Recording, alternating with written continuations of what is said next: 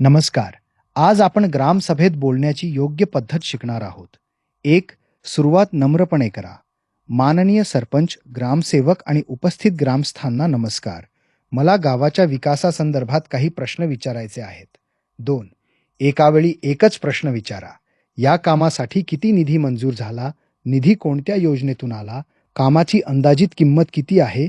काम पूर्ण झाले का? कामाचे बिल किती काढले? लाभार्थ्यांची यादी कुठे आहे? 3. उत्तर मिळाले नाही तर असे बोला, माझ्या प्रश्नाचे स्पष्ट उत्तर मिळालेले नाही.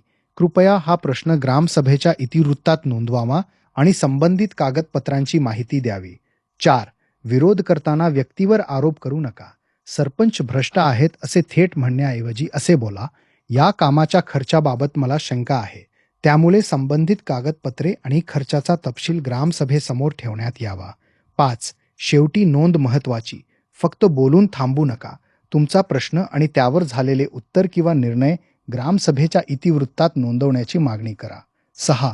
सर्वात प्रभावी वाक्य. माझा प्रश्न वैयक्तिक नाही, हा गावाच्या पैशांचा आणि गावाच्या विकासाचा प्रश्न आहे.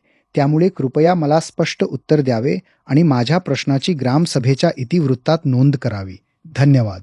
ग्रामसभेत सक्रिय सहभाग घ्या. गावाचा विकास हा आपला अधिकार आहे.